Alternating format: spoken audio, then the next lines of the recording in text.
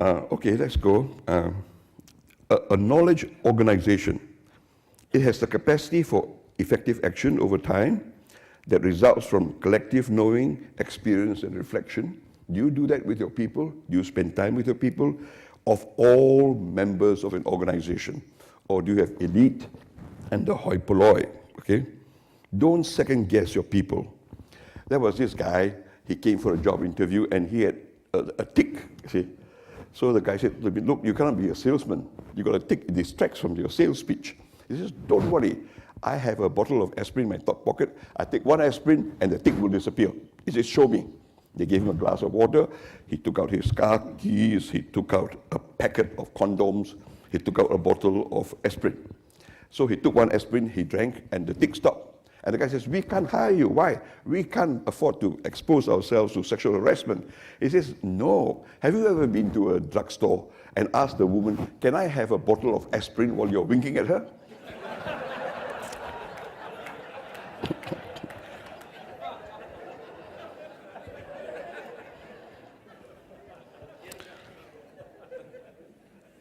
When I first went to university, I was a teaching assistant, and my prof says, go and invigilate the exam.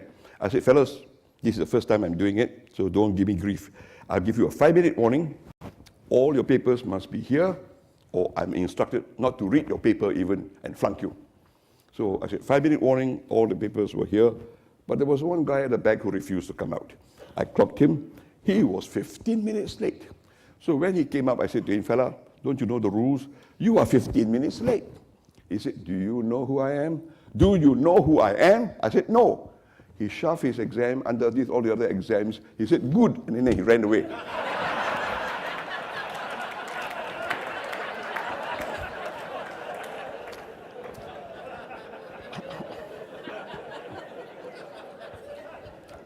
What I'm suggesting you should do is what Bank of America, Hewlett-Packard, and all the major companies are doing now.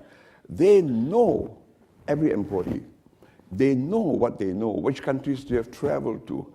And if they leave the firm, the knowledge is still there. So start a knowledge pool and take this seriously. The Americans are way ahead of us, okay? I was talking to a middle-aged lady, and I said, hey, I heard you are a grandmother. He said, yeah. I said, let's swap mother-in-law stories. I said, this guy took his wife and mother-in-law to Israel, and the mother-in-law died. So he asked the mortician, how much does it cost for me to bury her here or embalm her and fly her back to America? And the guy says, if you bury her here, it costs you $1,000. You embalm her and fly her to America, it costs you $20,000. He says, good. Embalm her and fly her to America. He said, you're crazy. Why would you spend an extra $19,000? He said, I heard a story that some guy died here, and in 3 days he rose up again.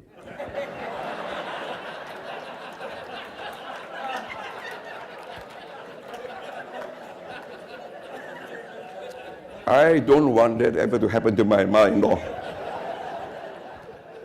So I asked this woman, all right, you tell me your story. He said, you see, my husband and I, we have only one daughter. We raised her from a little cute girl to a marriageable age, and my husband took her down the aisle and handed her to a gorilla. The gorilla took her away for a year, and when they came back, he complained that she was infertile. He went to the bathroom to have a pee. There's a big commode. He missed. He peed all over the floor. And then he claimed my daughter was infertile. So we agreed she could take fertility pills. So when the day came when she was supposed to give birth, I sat at home, my husband and my son-in-law took my daughter to hospital, and I waited for them. And a male nurse called and says, congratulations, ma'am, you have a son, you know, as a grandson. Hang in there, I might have better news for you. Wait for 10 minutes. 10 minutes later, he says, congratulations, man, it's a girl. Hang in there for 10 minutes. I was so flabbergasted. What are we going to do? We don't have so many cribs and so on. And so I waited for half an hour, nobody called. And I was so upset, I dialed with trembling hands and dialed the wrong number. I got instead a man's voice on a tape recording which gives me the latest cricket scores, and I fainted dead away because the man said, all 10 are out. And the last one is a duck.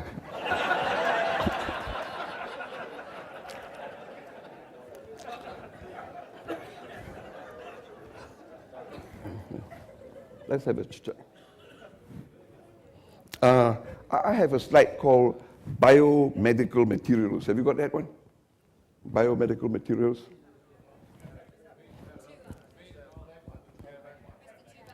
Oh, over there. Okay, okay.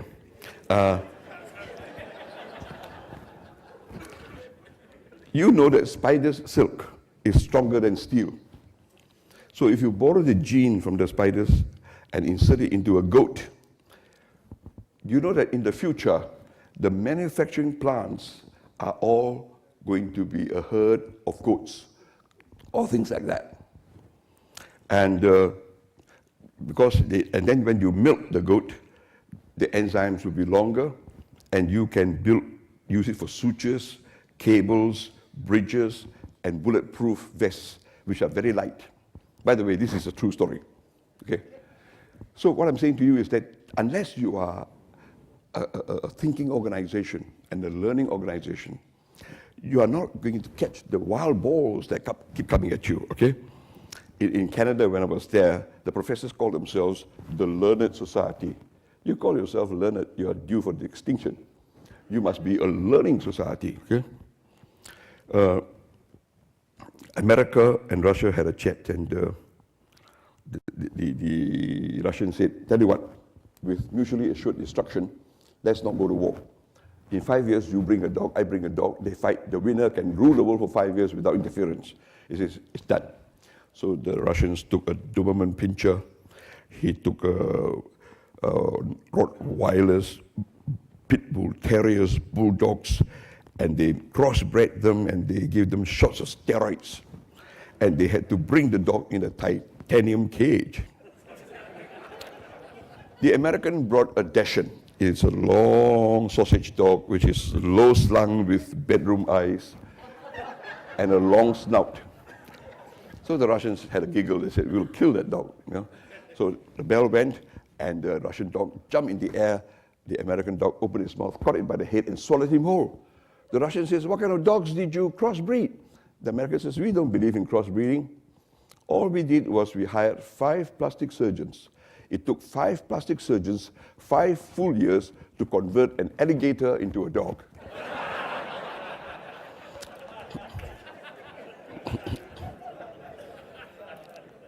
There was this American, he was driving in the outskirts of China. And as he was driving, he saw a chicken chasing him. He went from 30 to 60 to 90, up to 120 kilometers per hour, and the chicken was still keeping up. Then he saw a big billboard advertising 3-legged chickens. He drove in and he asked the farmer, what's this big idea of raising 3-legged chickens? He said, you see, in China, we have a one-child policy. At dinner, everybody wants a drumstick. So, with a 3-legged chicken, you buy 1 chicken. Without a 3-legged chicken, you've got to buy 2 chickens. And the American says, it makes sense, but how does it taste? He says, I won't know, I haven't caught any of them. I think you've heard that story before. Okay. So I'm suggesting to you that when you go back to work, don't make it business as usual. Oh, now I want the other slide. Be foolish, okay? Can I have that be foolish slide? Learn to break the rules. You know, there are times whenever you break the rules, that's when you get the correct answer. Rockford shoes, they sat there for a month, they couldn't come up with a good solution on how to make more money. Until one day, the night watchman came by and he saw a guy who's working. He said, what are you guys doing? He said, we're trying to figure out how we can make Rockford shoes yield more cash. He said, I tell you what, you guys make shoes for normal people. I'm a guard. I want shoes with steel so that I can kick the guy who is trying to rob me. They went into making shoes for guards. They made $20 million, you see?